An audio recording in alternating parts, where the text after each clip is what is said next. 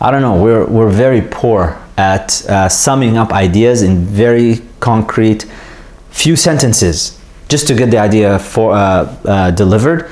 And not only are we poor at delivering it, we're also poor at receiving it. So we require a lot of long-winded explanations of things.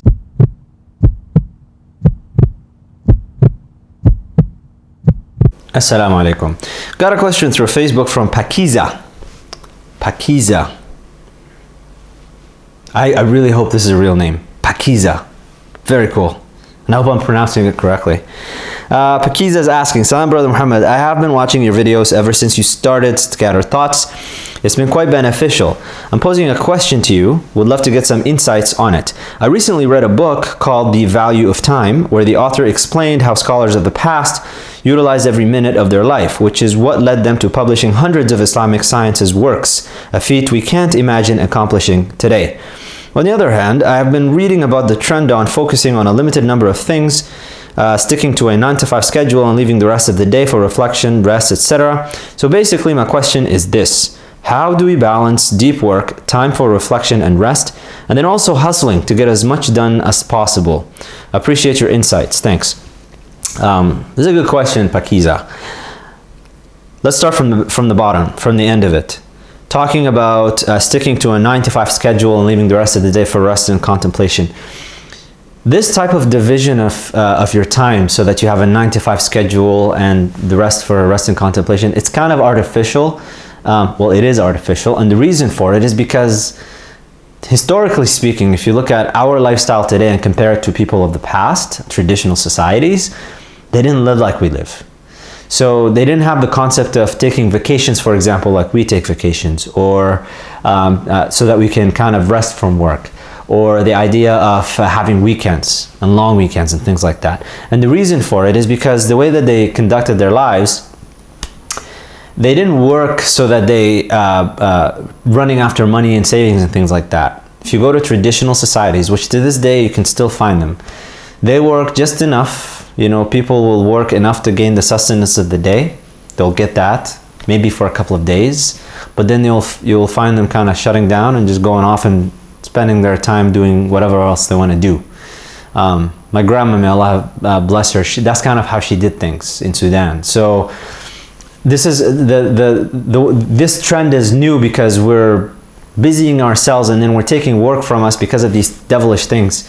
We're taking it home with us, or some of us who happen to work at home, work is at home. And so you have to create this kind of artificial line dividing these things. But that's more important for people who are, work for them is work, as opposed to being blessed and lucky enough that work is not work. Work is something that you do for fun. And it just happens to also be the thing that generates income for you, which is kind of what you want to get to at some point, hopefully, if Allah wills it for you. So that's just to address that bit. With regards to doing deep work and finding time for balancing, for rest and reflection and whatnot, our mind today is so distracted. Deep work was kind of the norm for people back then, for scholars of the past. And so if you look at a task that you conduct today, you know, we're fooled with this idea of multitasking. You can't multitask. They've done studies on this. Don't fool yourself, don't kid yourself. You're not multitasking well at all. What you can do, the thing that takes you, say, 40 minutes to accomplish, something that requires some intellectual engagement, it takes you 40 minutes to accomplish.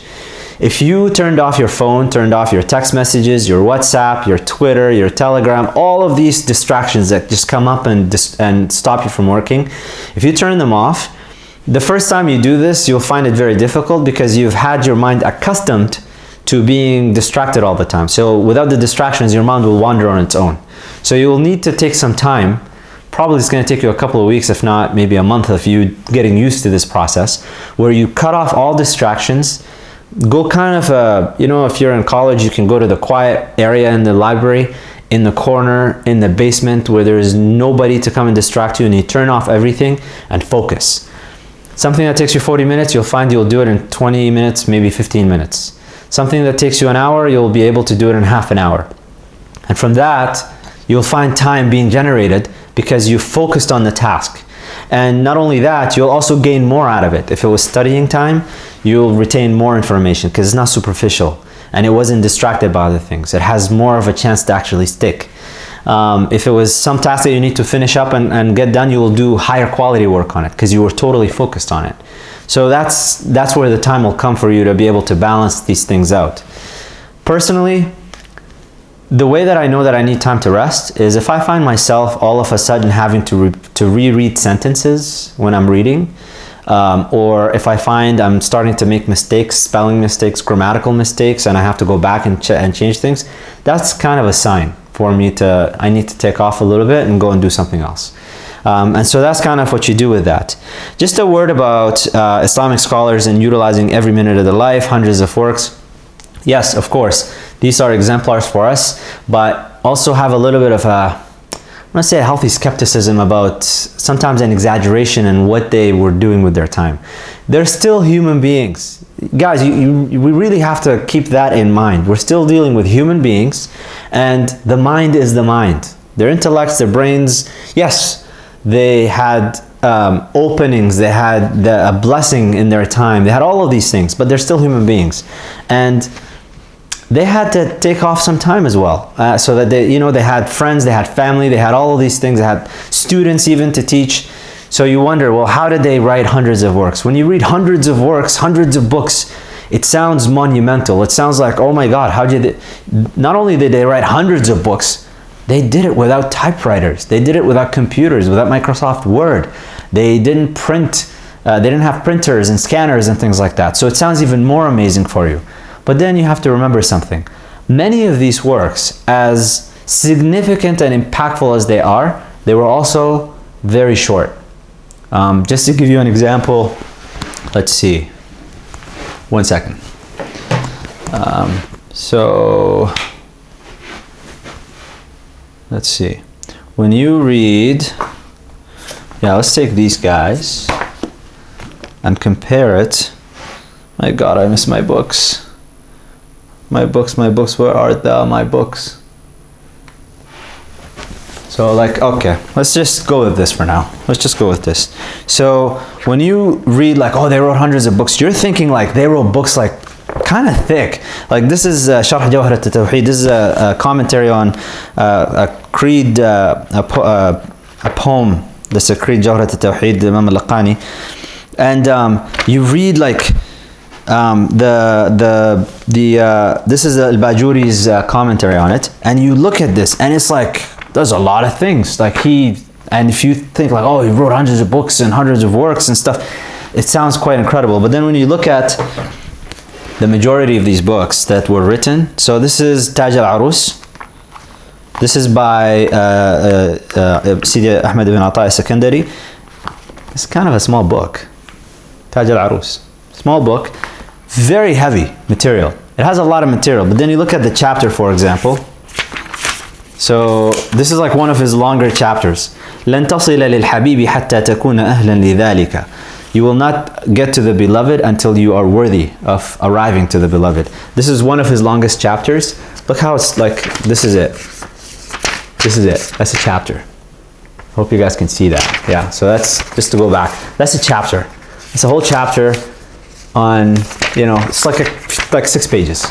So a lot of the works, it's not like this is Ibn Rushd, Bidayat al-Mujtahid, Tahafut al-Tahafut, he's got these books that are very big books, but his very big books, they're not hundreds of books.